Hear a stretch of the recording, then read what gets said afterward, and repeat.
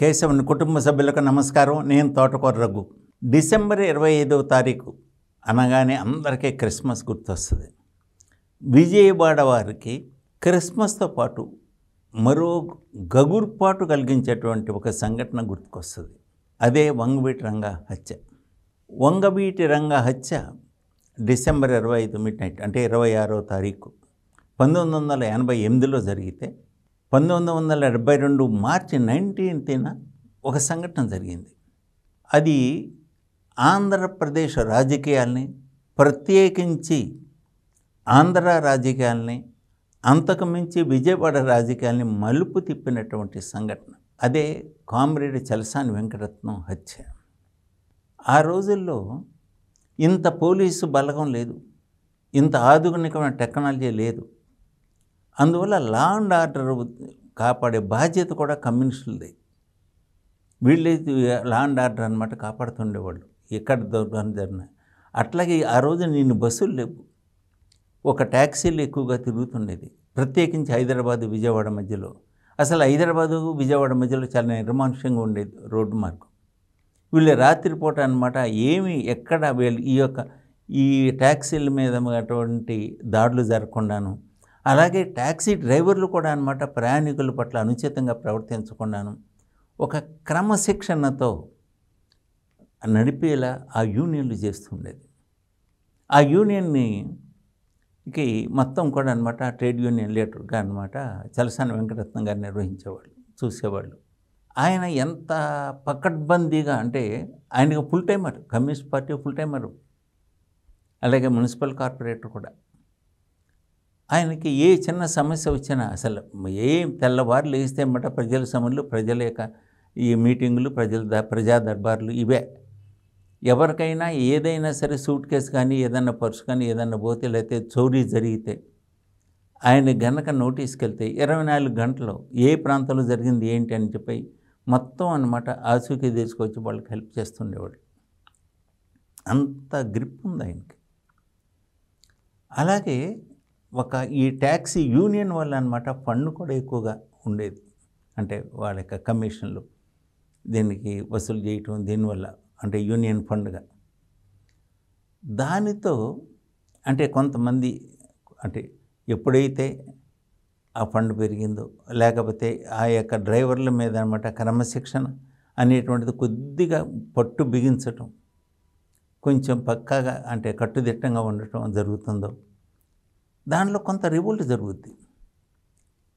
అట్లాగే ఒక వంగవీటి రాధ, అతని మిత్ర బృందం ఈ యొక్క చలసాని వెంకటరత్నం గారి యొక్క వ్యవహార శైలిని, ఆయన ముక్కు సుడితానాన్ని కానీ లేకపోతే వ్యవహార శైలిని ప్రశ్నించడం మొదలుపెట్టారు. అలా గ్యాప్ వచ్చేసింది. ఆ గ్యాపు ఆ యూనియన్ విచ్ఛిన్నం అవటమే కాకుండా అనమాట ఒక కక్ష సాధింపు, ఒక కక్షలు కూడా అనమాట దారితీసింది. సో ఫలితంగా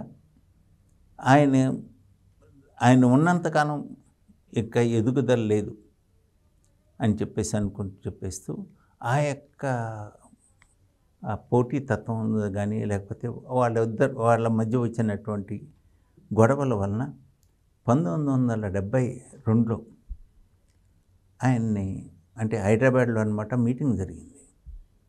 పార్టీ మీటింగ్ జరిగితే పార్టీ మీటింగ్కి వెళ్ళాడు ఆయన. కానీ ఆయన యొక్క అనుచరుడు ఒక ఆయన చనిపోయాడు. ఆ రోజున ఆయనది వర్ధంతి ఇక్కడ విజయవాడలో. సో నా మనిషి అనమాట చనిపోయాడు, ఆయన వర్ధంతి సభలో నేను లేకపోవటం ఏమిటి అని చెప్పేసి ఆయన హైదరాబాద్ నుంచి ఆ మీటింగ్లో నుంచి కూడా అనమాట ఇక్కడ పర్టికులర్ బయలుదేరి వచ్చాడు. వచ్చి అంటే తెల్లారుజామున 4:30-5 బస్సు వస్తుంది. వచ్చినప్పుడు ఆయనకి ఈ పరిస్థితుల్లో కూడా ఆయనకి ఎంత ధీమా అంటే తను ఎవరు ఏమి చేయరు అని చెప్పేసి తన మీద తనకంత సెల్ఫ్ కాన్ఫిడెన్స్. ఆ విధంగా అనమాట అక్కడ తీసుకుని చెందుతాను. అక్కడ హోటల్ ముందు అక్కడ హోటల్ ఉండేది, కాఫీ హోటల్. అక్కడ బస్సులు దిగేవాళ్ళు. ఈయన బస్సులు దిగేసి అక్కడ కాఫీ హోటల్లో కూర్చొని కాఫీ తాగుతున్నప్పుడు సరే అది ఆయన ఉండేటప్పుడు కృష్ణలంక, ఒరిజినల్గా ఆయన పటవంట్లంక నివాసి. కానీ పార్టీ అనమాట ఈ క్యాడర్తోనూ వీళ్ళతో కూడా అనమాట మధ్యలో నువ్వు ఉంటే కానీ ఈ వాళ్ళ సమస్యలు అర్థం కావు, వాళ్ళ మధ్యలో ఉండాలి నాయకుడు అని చెప్పేసి ఆయన్ని ఇక్కడ తీసుకొచ్చి ఇక్కడ పెట్టారు. అందువల్ల ఈయన ఫ్యామిలీతో అంటే భార్య బిడ్డలతో ఆయన వచ్చి ఇక్కడ ఉన్నాడు. అందుకని చెప్పేసి అన్నప్పుడు అక్కడికి అనమాట అప్పటికి ఇంకా తెల్లారల పూర్తిగా చీకటిగా ఉంది. అలాంటప్పుడు సమయంలో అనమాట ఆయన అక్కడ వాళ్ళు వదిలే తెల్లారిన తర్వాత వెళ్ళొద్దుకుండా వద్దని చెప్పేసి ఆయన మొండిగా బయలుదేరాడు. అలా కృష్ణలంక కట్ట ఎక్కేటప్పుడు ఆయన మీద అటాక్ జరగటం, ఆయన షూ అంటే బూట్లు అనమాట అక్కడ ఆ బడిబడిగా ఎక్కుతున్న ఆయన అనమాట జారిపోవటం, హత్య జరగటం జరిగింది. అది ఒక ట్రేడ్ యూనియన్ లీడర్, ఒక కమ్యూనిస్ట్ పార్టీ నాయకుడిని హత్య చేయటం అనేటువంటిది ఆ రోజు అది కమ్యూనిస్ట్ పార్టీకే తలవంపులుగా అయిపోయింది. అరే అప్పటికే తెలంగాణ విమోచనోద్యమంలో పాల్గొన్నారు. అది ఎంతోమంది రజాకర్లతో పోరాడినటువంటి పార్టీ అది.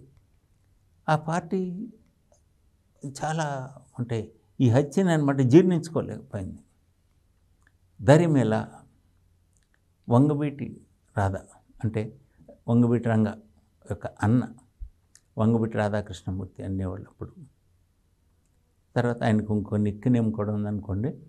సరే, ఆయన హత్య జరిగింది. అది ఆ హత్యా రాజకీయాలు దీని దగ్గర తీసుకొచ్చేటప్పటికి ఎప్పుడైతే జరిగిందో ఆ స్టేజ్లో రాధా ఉన్నప్పుడు అన్నమాట రంగ, నెహ్రూ వీళ్ళందరూ కూడా ఒకే కూటమి, ఒకే ఇది. అంటే నెహ్రూ యొక్క బ్రదరు మురళి వీళ్ళందరూ కూడా కలిసి ఉండేవాళ్ళు, ఒకటిగా ఉండేవాళ్ళు, ఒక బ్యాచ్. సో రాధ ఎప్పుడైతే మర్డర్ జరిగిపోయిందో దీనికి ఆ రంగా ముందుకు రావాల్సిన పరిస్థితి ఏర్పడింది. కానీ పరిస్థితులు అంటే చలసాని వెంకటరత్నం రాజకీయం, హత్య, తర్వాత రాధాకృష్ణమూర్తి వంగవీటి రాధాకృష్ణమూర్తి హత్య, దీంతో సడన్గా అనమాట అంటే ఇది ఒరిజినల్గా అనమాట ఇది పార్టీ అంటే దీనికి అసలు ఇక్కడ క్యాస్టిజం అనేటువంటిది లేదు. అది ఒక రెండు వర్గాలుగా అనమాట గొడవ అది. కానీ దీని దగ్గరికి వచ్చేటప్పటికి ఈ రంగా దీని దగ్గరికి వచ్చేటప్పటికి ఏంటంటే అంటే రాధా ప్లేస్లోకి రంగా రావాల్సి వచ్చింది. అంటే రాధాని వెంటనే ఒక నీడలాగా అంటి పెట్టుకుని ఉండేవాడు. ఒక పర్యాయం నేను రంగా గారిని కూడా అడిగాను నేను, అంటే కొద్దిగా సన్నిహిత సంబంధం ఉంది పరిచయం ఉన్నప్పుడు ఆయన అడిగాను, ఏమండి మీరు దాన్ని ఎట్లా తీసుకున్నారు, ఎలా దాన్ని జీర్ణించుకున్నారు అంటేను, మాకు తెలుసండి ఏదో ఒక రోజున అటు అన్నయ్య కానీ లేకపోతే నన్ను కానీ వేసేస్తారని నాకు తెలుసు, మా ఇద్దరికీ తెలుసు.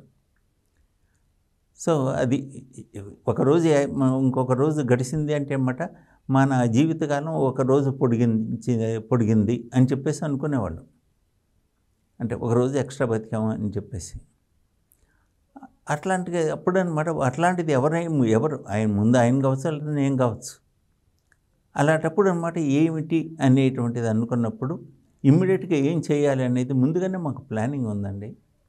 ఏం చేయాలి ఏంటి అనేది అనమాట. దాన్ని ఇమ్మీడియట్గా అనమాట వార్త వినగా అనమాట కొద్దిగా నేను పంకు తిన్నాను, ఒక మైండ్ బ్లాంక్ అయిపోయింది. కానీ ఇమ్మీడియట్గా యాక్షన్ ప్లాన్ ముందు అనుకున్నట్టుగానే జరిగింది అని చెప్పాడు ఆయన వంగవీటి రంగ గారు. అట్లా రాధా హత్యానంతరం వంగవీటి రంగ నాయకుడు అవటం, అలాగే తెలుగుదేశం పార్టీలో అలా కాలక్రమేణా అప్పుడు రంగ అక్కడ ఉన్నటువంటి పరిస్థితిని ఇవన్నీ కూడా చూసేసి, లేదు ఇదేదో వైజాగ్ వెళ్ళిపోదాం ఇక్కడి నుంచి, ఇది సేఫ్టీ కనపట్టలేదు అని చెప్పేసి అనుకొని ఒక డిసైడ్ అయిన సందర్భంలో ఆయన ఆపింది దేవినేని నెహ్రూ. లేకపోతే అనమాట ఆయన ఎప్పుడో ఫ్యామిలీ అంటే అప్పుడు పెళ్ళి కూడా కాలేదనుకోండి, ఆయన వైజాగ్ అనమాట మొత్తం షిఫ్ట్ అయిపోవాలి, అక్కడ దూరంగా ఉందాం వీళ్ళకి అని చెప్పేసి డిసైడ్ అయ్యాడు. డిసైడ్ అయినప్పుడు నెహ్రూ గారు ఆపాడు ఆయన. ధర్మేళ అన్నమాట ఈ నెహ్రూ గారికి రంగా గారికి అనమాట వాళ్ళిద్దరి మధ్య గొడవలు వచ్చాయి. ఎన్టీఆర్ రాజకీయాలతో ఉన్నమాట దాంట్లో ఒక క్యాస్ట్ ఫీలింగ్ కూడా వచ్చింది. ఆ రోజున ఒక కాంగ్రెస్ పార్టీకి అంటే ఎన్టీఆర్ అధికారంలోకి వచ్చినప్పుడు ఒక పార్టీ ఫీలింగ్తో అనమాట ఒక ఆ చీలిక తీసుకురావటం అనేటువంటిది సమాజంలో చీలిక తీసుకురావటం అటువంటిది ఆ రోజున need of the hour Congress పార్టీకి సర్వైవల్ కోసం. అందుకని చెప్పి దాన్ని పొలిటిసైజ్ చేశారు. రంగాకి అనమాట కొంత సపోర్ట్ ఇచ్చారు. ఎప్పుడైతే నెహ్రూకి రంగాకి మధ్య గొడవలు వచ్చి వాళ్ళిద్దరు 2 పార్టీలు 2గా డివైడ్ అయిపోయారు. నెహ్రూ అనమాట ముందుగా టీడీపీలో జాయిన్ అయ్యాడు. వీళ్ళు అనివార్యంగా కాంగ్రెస్కి దగ్గరయ్యారు. కాంగ్రెస్ కూడా వీళ్ళని దగ్గరికి తీసుకుంది, హత్తుకుంది, గుండెలకు హత్తుకుంది. ఆ తర్వాత 1988లో December 25 midnight 26th morning early అవర్స్లో రంగా హత్య జరిగింది. అది నిరాహార దీక్ష అంటే శిబిరంలో ఉండగా. ఆ రోజున రంగా గారి పక్కన ఉన్నటువంటిది ఎవరంటే మల్లాది విష్ణు గారు. అంటే ఆ రోజుల్లో అనమాట ఎన్ని పంతులు గారు అనేవాడు. ఆయన ఎస్కేపే చాలా మిస్టరీ అంటారు దాన్ని. ఇది ఆ యొక్క కేసుని స్టడీ చేసినటువంటి వాళ్ళు. అట్లా అంటే ఎవరైతే నువ్వు వద్దు, భయపడేసి నువ్వు పారిపోవద్దు, ఇక్కడే ఉండు, బతుకు, నీకెందుకు నేను ఉండాలని చెప్పేసి భరోసా ఇచ్చారు. ఆ నెహ్రూ గారితోనే ఈ రంగా గారికి వైరం వచ్చింది. సరే, ఎవరి పాత్ర ఉంది ఆయన హత్యలు ఏంటనేది పక్కన పెడితే, అట్లా చరిత్ర ఒక మలుపులు తిప్పుకుంటూ ఏ వ్యక్తి అయితే తనని అనమాట నువ్వు ఇక్కడ లైఫ్ డేంజర్ ఉందని చెప్పేసి అనుకుని ఇక్కడి నుంచి వెళ్ళిపోవాలని చెప్పేసి రంగా గారు అనుకున్నారు. ఆ టైంలో నువ్వు వెళ్ళటం ఏంటి అది అని చెప్పేసి ధైర్యం చెప్పేసి అక్కడే ఆయన ప్రయాణాన్ని వాయిదా వేయించినటువంటి వ్యక్తి, లేకపోతే ప్రయాణాన్ని క్యాన్సిల్ చేయించినటువంటి వ్యక్తి దేవినేని నెహ్రూ గారు. అట్లాంటి నెహ్రూ గారి కానీ ఈయనకి మధ్యలో అసలు నువ్వా నేనా, ఎవరో ఇద్దరిలో ఒకళ్ళే బతకాలి అన్న స్టేజ్కి వెళ్ళారు. దరిమిలా హత్య మురళి మన ఈ దేవినేని మురళి హత్య కూడా జరిగింది. ఆ పైన కాంప్రమైజ్ అయ్యారు, అది వేరే విషయం. ఇది ఆ విధంగా చరిత్రలో డిసెంబర్ 25-26వ తారీఖుకి అంత ప్రాధాన్యత ఉంది.